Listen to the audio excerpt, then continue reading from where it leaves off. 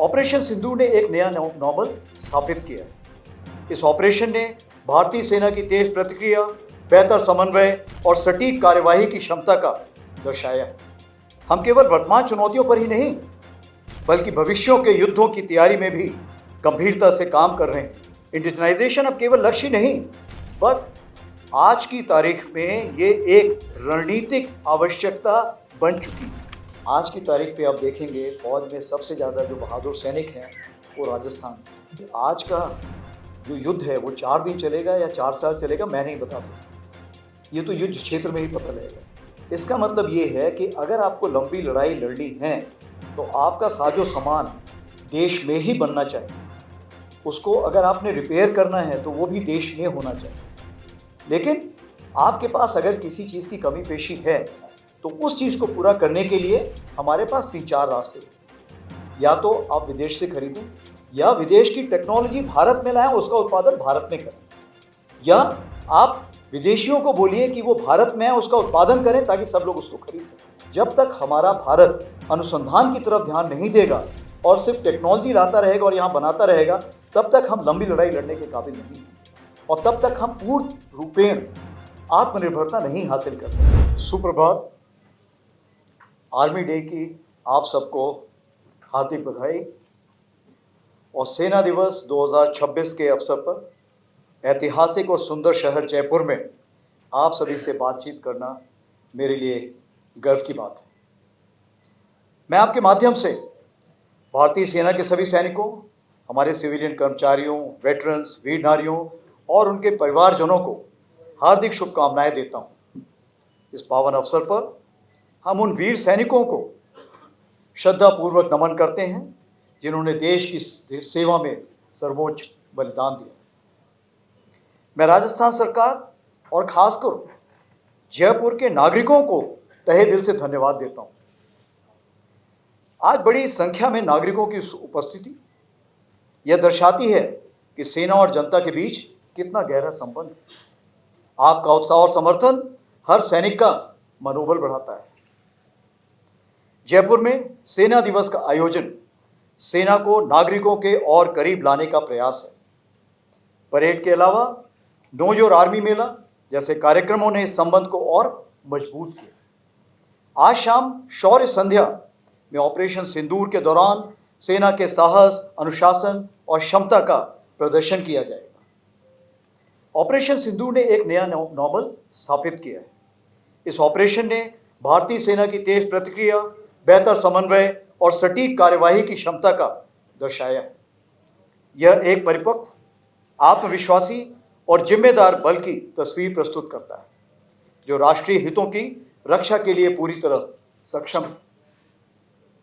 पिछले कुछ वर्षों में भारतीय सेना की सोच में एक स्पष्ट बदलाव आया है। हम केवल वर्तमान चुनौतियों पर ही नहीं, बल्कि भविष्यों के युद्धों की तैयारी में भी गंभीरता से काम कर रहे हैं। इसी दिशा में नई संरचनाएं यानी नए स्ट्रक्चर्स बनाए जा रहे हैं जिन्हें भविष्य की आवश्यकताओं के अनुसार इक्विप और ट्रेन प्रक्रिया के अंतर्गत Bhairav battalions, Ashwini platoon, Shaktiban regiment, Divyastra battery जैसे नई इकाइयां खड़ी की गई हैं जिनको आज आपने परेड के दौरान खुद देखा हुआ है। ये संरचनाएं भविष्य की चुनौतियों के अनुरूप एक एजाइल, रिस्पॉन्सिव और मिशन ओरिएंटेड सेना के निर्माण को दर्शाती है। हमारे इस परिवर्तन की आधारशिला आत्मनिर्भरता है, जिसकी झलक आपको परेड के दौरान मेड इन इंडिया उपकरणों के द्वारा देखने को मिली। भारतीय सेना को भविष्य में भी ऐसे वेपन सिस्टम्स और इक्विपमेंट चाहिए जो भारत में ही डिजाइन और डेवलप किए गए। इंडिजिनाइजेशन अब केवल लक्ष्य नहीं, बट आज की तारीख में ये एक रणनीतिक आवश्यकता बन चुकी है। हम डुअल यूज रिसोर्सेज पर भी विशेष जोर दे रहे हैं। ऐसे संसाधन जो मिलिट्री और सिविलियन दोनों उद्देश्यों के लिए उपयोगी हो, जो इंफ्रास्ट्रक्चर, टेक्नोलॉजी और इनोवेशन सेना के लिए विकसित हो, वह देश के समग्र विकास में भी योगदान दे। भारतीय सेना एक फ्यूचर रेडी फोर्स के रूप में आगे बढ़ रही है, चाहे well trained soldiers, modern system, multi domain operations की क्षमता मौजूद है। टेक्नोलॉजी का उपयोग सोल्जर को विस्थापित करने के लिए नहीं, बल्कि उसे और सक्षम बनाने के लिए किया जा रहा है। अब तक की प्रगति को आगे बढ़ाते हुए अगले 2 वर्षों को सेना ने एयर्स ऑफ नेटवर्किंग और डेटा सेंट्रिसिटी के रूप में अपनाया है। इससे कनेक्टिविटी, इंफॉर्मेशन फ्लो और डिसीजन मेकिंग और बेहतर होगी। आज की परेड परंपरा और परिवर्तन का सुंदर संगम देखने को मिला। नेपाल आर्मी बैंड ने हमारे प्रगाढ़ संबंधों को दर्शाया, जबकि नई इकाइयों की भागीदारी ने सेना की उभरती शक्ति को प्रदर्शित किया। मैं साउथ वेस्टर्न कमांड और सभी परेड में शामिल सैनिकों को आर्मी डे परेड के सफल आयोजन के लिए बधाई देता हूं। अंत में एक बार फिर मैं जयपुर के नागरिकों, राजस्थान सरकार और मीडिया का हार्दिक धन्यवाद करता हूं। आपका विश्वास और समर्थन ही भारतीय सेना की सबसे बड़ी ताकत है। धन्यवाद। जय हिंद। जैसे कि आपको पहले बताया, चीफ ऑफ आर्मी स्टाफ साहब अभी 4 से 5 क्वेश्चंस लेंगे। शुरू करेंगे हम लोकल मीडिया से। Suparna Roy, times of India, Jaipur. Sir, पहली बार जयपुर में ये पब्लिक परेड अरेंज की गई है। How was the feeling? The public really liked it. The city has a rich cultural heritage, martial heritage, but bringing it to the public and selecting Jaipur, what was the reason and the feeling? ये सबसे बड़ी चीज़ ये है कि हम इसको राजस्थान लाना चाहते हैं। आज की तारीख पे आप देखेंगे फौज में सबसे ज़्यादा जो बहादुर सैनिक हैं वो राजस्थान से। राजस्थान की माटी में शैतान सिंह भाटी पैदा हुए थे, अब्दुल हमीद पैदा हुए थे। कहने का ये मतलब है, ये ऐसी ज़मीन है जहाँ पर सारे वीरों ने इतिहास रचा है। या तो यहाँ पैदा हुए हैं, यहाँ पर इतिहास रचा है। मैं खुद भी कमीशन के बाद यहाँ पे बीकानेर के पास एक खाजेवाला जगह है, वहाँ पर था, और मैंने खुद भी बटालियन कमांड राजस्थान में ही की है। तो इससे एक प्यार हमेशा उमड़ा हुआ है। अगर हम राजस्थान की बात करें तो मैंने आपको जैसे बताया कि परंपरा और परिवर्तन, ये 2 चीज़ें सेना बहुत महत्व देती है, और यही चीज़ आप जयपुर में भी देखें। ये जयपुर ऐसा शहर है जहाँ पे परंपरा सदियों से चली आ रही है और परिवर्तन भी उसके साथ चला आ रहा है। तो जब 2 सेनाएं और जयपुर की माहौल जब एक ही एकाग्रता या एक ही कन्वर्जेंस रखती है, तो क्यों ना जयपुर को ऐसे चुना जाए। और मैं यहाँ के नागरिकों को बहुत बहुत धन्यवाद देना चाहता हूँ कि आपने इसको दोनों हाथों से अपनाया, और जिस तरह से आपने इस परेड के लिए सपोर्ट किया, चाहे वो आम नागरिक हो, चाहे वो यहाँ का एडमिनिस्ट्रेशन हो, मैं तहे दिल से दोबारा एक बार धन्यवाद देना चाहूँगा कि अगर आज ये परेड आप लोगों को अच्छी लगी है तो इसमें जयपुर के निवासियों का और राजस्थान सरकार का बहुत बड़ा हाथ है। Next Nandita Dagar from Doordarshan. Sir, आपने ये बोला है कि ये डेकेड ऑफ ट्रांसफॉर्मेशन है, और वो ट्रांसफॉर्मेशन जो था हमने अपनी फौज का आज देखा लाइव। दिव्यास्त्रा बैटरीज और शक्तिवान रेजिमेंट, हमारे 2 कंटिजेंट्स जो थे भैरव बटालियंस के। तो सर, फ्यूचरिस्टिक वॉरफेयर का भी हमने नमूना देखा।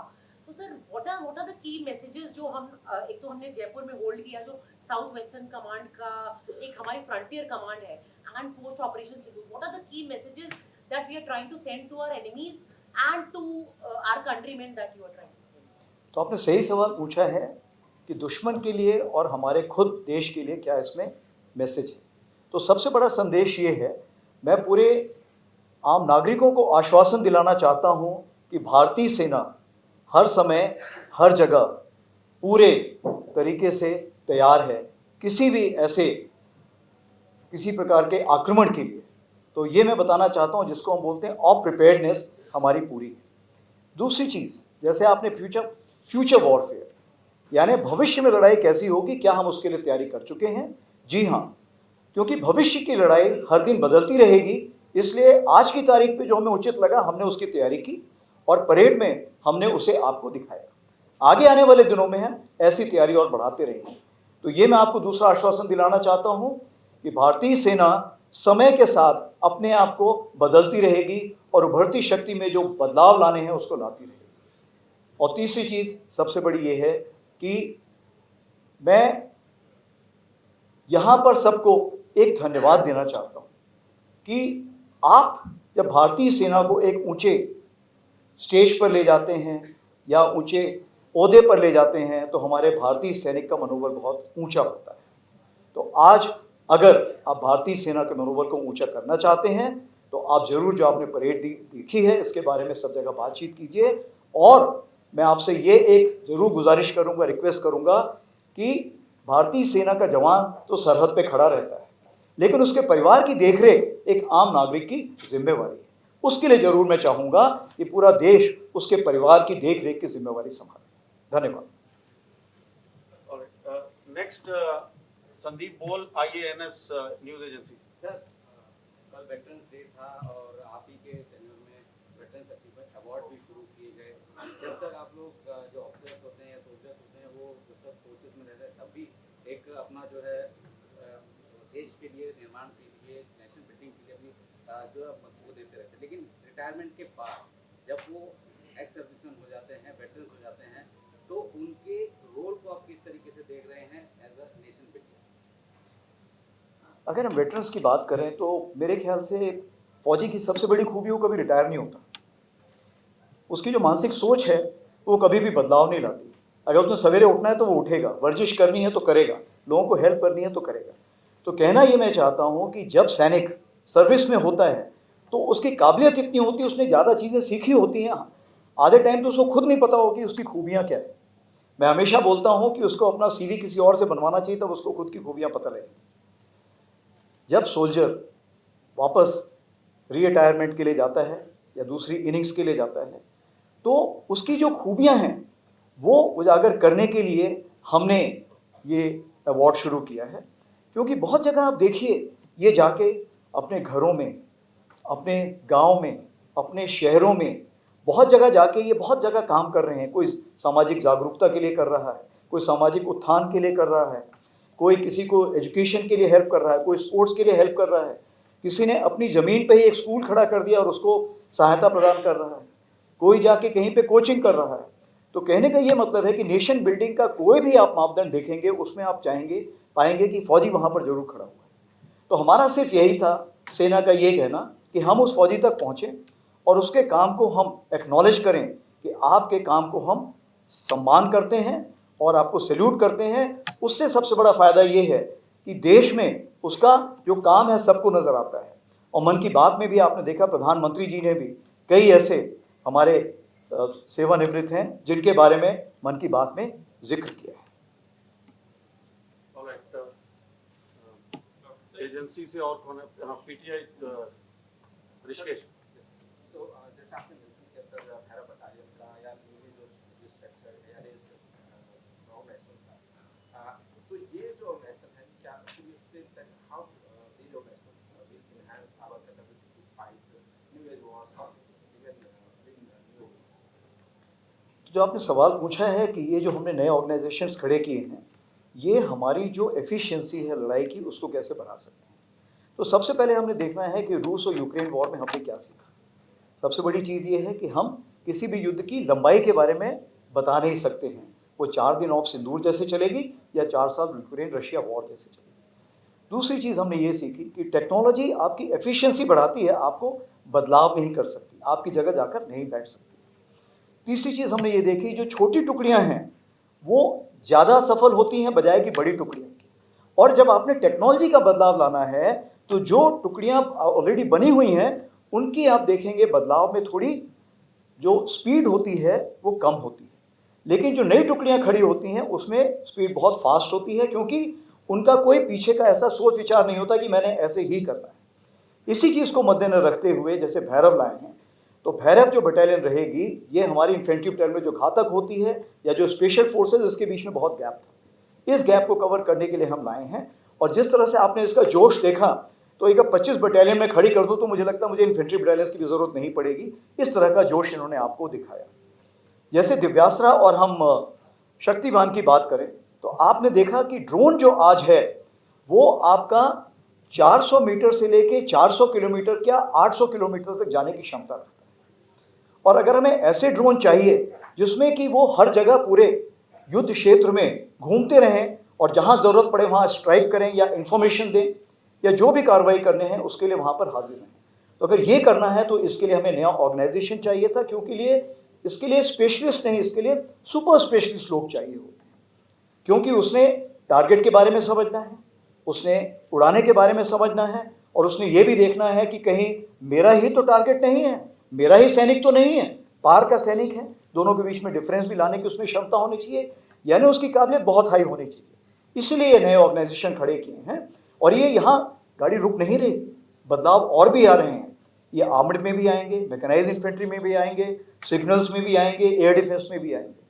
आज आप देखेंगे युद्ध क्षेत्र, रण क्षेत्र इतनी जल्दी से बदलाव ला रहा है कि उसको बदलाव में आपको शामिल होने के लिए आपको उससे तेज चलना पड़ेगा, और आप क्योंकि फ्यूचर प्रेडिक्ट नहीं कर सकते हैं, इसलिए जो जैसे आपको सिचुएशन आ रही है उसके साथ ही आपको बदलाव लाना बहुत लाजमी है। लास्ट में एक और हम एजेंसी से इसलिए पूछ रहे हैं ताकि आप सब लोगों को फीड मिल सके।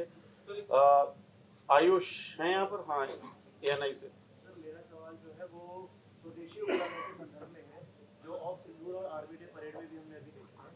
सर इंडियन आर्मी इसे बैलेंस आउट कैसे करेगी? मॉडर्नाइजेशन भी जरूरी है और आत्मनिर्भर भारत भी, इसके बीच में हमने एक समानता कैसे बनाई? ये आपका सवाल बहुत ज़रूरी। सबसे चीज़ मैंने आपको पहले बताई थी कि आज का जो युद्ध है वो 4 दिन चलेगा या 4 साल चलेगा, मैं नहीं बता सकता, ये तो युद्ध क्षेत्र में ही पता लगेगा। इसका मतलब ये है कि अगर आपको लंबी लड़ाई लड़नी है तो आपका साजो सामान देश में ही बनना चाहिए, उसको अगर आपने रिपेयर करना है तो वो भी देश में होना चाहिए। लेकिन आपके पास अगर किसी चीज़ की कमी पेशी है तो उस चीज़ को पूरा करने के लिए हमारे पास 3-4 रास्ते होते हैं। या तो आप विदेश से खरीदें, या विदेश की टेक्नोलॉजी भारत में लाएं, उसका उत्पादन भारत में करें, या आप विदेशियों को बोलिए कि वो भारत में है उसका उत्पादन करें ताकि सब लोग उसको खरीद सकें। तो इस प्रकार के 3-4 ऐसे चैनल्स होते हैं जिसके थ्रू हम आत्मनिर्भरता बढ़ा सकते हैं। लेकिन सबसे बड़ी बात यह है कि रिसर्च एंड डेवलपमेंट, अनुसंधान जो है ये बहुत ज़रूरी चीज़ है। जब तक हमारा भारत अनुसंधान की तरफ ध्यान नहीं देगा और सिर्फ टेक्नोलॉजी लाता रहेगा और यहाँ बनाता रहेगा, तब तक हम लंबी लड़ाई लड़ने के काबिल नहीं होंगे, और तब तक हम पूर्ण रूपेण आत्मनिर्भरता नहीं हासिल कर सकते। इसीलिए रिसर्च एंड डेवलपमेंट बेस बहुत ज़रूरी है। इसी चीज़ को मद्देनजर रखते हुए भारतीय सेना ने जो पहल की है वो DRDO के साथ, एकेडमिया के साथ, इंडस्ट्रिया के साथ, पॉलिसी मेकर जो हैं उनके साथ मिलके हम सोच विचार कर रहे हैं कि इसको आगे कैसे ले जाना है। उसी के मद्देनज़र आईडेक्स स्कीम, अदिति स्कीम, ऐसे बहुत सारी स्कीम हमने बनाई हुई हैं जिसमें हम रिसर्च एंड डेवलपमेंट को बढ़ावा देते हैं। और जब वो हमें नए इक्विपमेंट देते हैं तो आज की तारीख पे हम उसे कम से कम 4 से 6 गुना ऑर्डर प्लेस कर सकते हैं, और जो नई हमारी डिफेंस एक्विजिशन प्रोसीजर आ रहा है उसमें ये दुगना बढ़ने जा रहा है। तो मैं आपके माध्यम से पूरी इंडस्ट्रीज़ को सबको यही बताना चाहता हूँ कि आत्मनिर्भरता के लिए भारतीय सेना पूरी तरह से तैयार है। उसके लिए आप इक्विपमेंट बनाइए, लाइए, और लंबी दूरी की जितनी भी लड़ाई होनी है उस सब के लिए हम भारतीय सेना भारत से ही सारा आला खरीदेंगे।